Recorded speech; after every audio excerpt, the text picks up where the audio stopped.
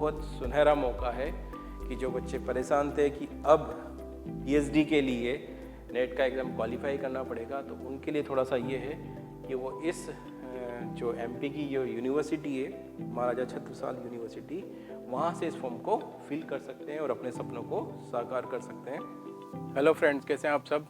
I hope बिल्कुल आप अच्छे होंगे और लगे होंगे अपनी तैयारी पर, असिस्टेंट प्रोफेसर की, टीचर की, या हम कहें पीएचडी के लिए। जो अभी आपने देखा कि यूजीसी जो नेट है, उस नेट के थ्रू पीएचडी में एडमिशन होने जा रहा है। तो जो बच्चे पीएचडी का सपना देख रहे थे और कहीं ना कहीं थोड़ी सी ये प्रॉब्लम महसूस कर रहे थे कि अब नेट का एग्ज़ाम देना पड़ेगा और उसे क्वालिफाई करना पड़ेगा पीएचडी के एडमिशन के लिए, तो आप देख लीजिए कि एक मौका यहाँ पर महाराजा छत्रसाल बुंदेलखंड विश्वविद्यालय छत्रपुर, जो एमपी की स्टेट यूनिवर्सिटी है, वहाँ से पीएचडी के लिए जो नोटिफिकेशन है वो जारी हुआ है।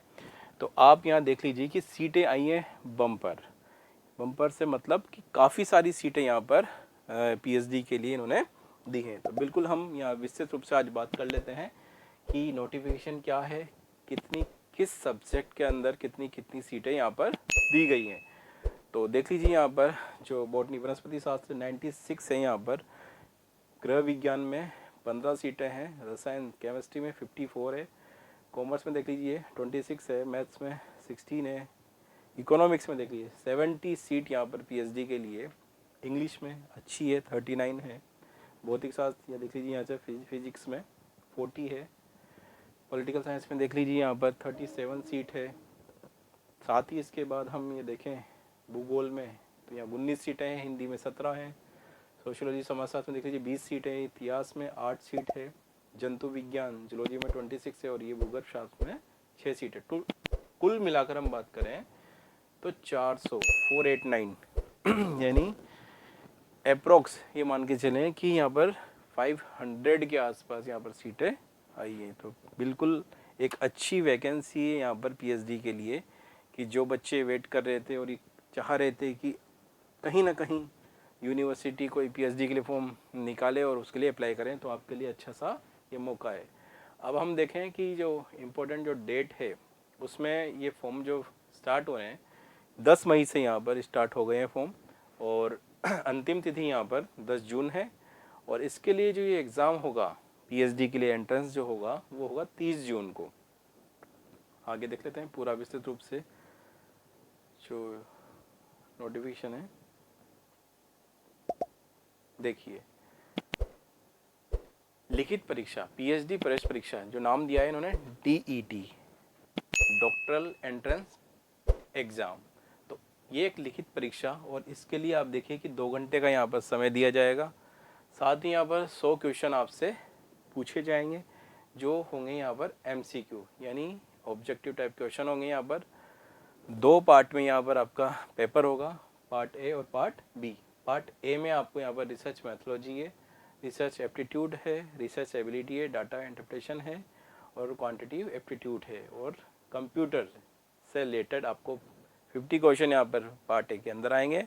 और जो पार्ट बी है वो आपका हो जाएगा सब्जेक्ट बेस्ड, 50 क्वेश्चन वहाँ से होंगे। अब आपको क्वालिफाई करने के लिए यहाँ पर बताया है कि मिनिमम जनरल के लिए यहाँ पर आप देख लीजिए 50% आपको यहाँ पर लाना होगा पेपर क्वालिफाई करने के लिए, और रिजल्ट जो है ST, SC, OBC, EWS, pH, तो उनके लिए यहाँ पर 45% हो क्वालिफाई करने के लिए। जो डीईटी परीक्षा है उसमें नेगेटिव मार्किंग नहीं है, यहाँ पर क्लियर कर दिया गया है। तो आप देख लीजिए यहाँ पर कि मिनिमम आपको यहाँ एग्ज़ाम में पासिंग मार्क लाने होंगे। उसके बाद आप देख लीजिए कि जो भी बच्चे क्वालिफाई करेंगे उनकी जो सूचना है वो यूनिवर्सिटी की वेबसाइट पर आपको यहाँ पर मिल जाएगी। और एक बार फिर से वही इन्होंने डेट बताई है फॉर्म की। आगे और विस्तृत रूप से देख लेते हैं। डीईटी से छूट, हाँ, ऐसे स्टूडेंट जिनका यूजीसी नेट साथ में जेआरएफ क्लियर है या यूजीसी सीएसआर नेट वो क्लियर है, गेट क्लियर है, तो उनके लिए इस डीईटी एग्ज़ाम में छूट दी गई है कि ऐसे स्टूडेंट सीधे इंटरव्यू में शामिल हो सकते हैं। हाँ, लेकिन इतना ध्यान रखना कि उनको ये डीईटी का फॉर्म फिल करना होगा और जो फीस है वो फीस पे करनी होगी। हाँ, बस उनको टेस्ट से छूट मिल जाएगी और सीधे वो इंटरव्यू में शामिल हो सकते हैं। अब देख लीजिए कि जो कैंडिडेट डेट से मतलब उसे छूट है एग्ज़ाम से, उनके लिए 100 जो अंकों का सीधा वहाँ पर बता दिया गया है कि इंटरव्यू होगा। और इंटरव्यू में उनसे आप देख लीजिए यहाँ पर कि 25-25 जो नंबर हैं 25 मार्क्स के, वो 4 पार्ट में डिवाइड कर दिया है, जिसमें रिसर्च प्लान वहाँ पर आपसे पूछा जाएगा और research potential aptitude, communication skill और आपका ये जो एरिया ऑफ रिसर्च है सब्जेक्ट नॉलेज, वहाँ पर आपसे इनसे क्वेश्चंस पूछे जाएंगे इंटरव्यू में आपसे। और उसके बाद आप देख लीजिए कि ये आपका 100 मार्क्स का हो जाता है। लेकिन जो कैंडिडेट जिनका पीएचडी का एग्ज़ाम होना है, यानी वो देंगे एंट्रेंस एग्ज़ाम, तो उनके लिए यहाँ पर क्या होगा कि 70% जो वेटेज होगा वो उनके जो रिटर्न में जो मार्क्स आएंगे उनका हो जाएगा और 30% उनका इंटरव्यू हो जाएगा, तो हो गया 100%। ठीक है फ्रेंड्स, आगे आप देख लीजिए जो इम्पोर्टेंट है, ये वही सीट है जो यहाँ पर मैंने अभी आपको बताई थी कि काफ़ी अच्छी सीटें हैं, हर सब्जेक्ट में आपको यहाँ पर देखने को मिल रही है। फ़ीस भी देख लीजिए, फ़ीस कोई इतना ज़्यादा है नहीं अदर यूनिवर्सिटी की तुलना में।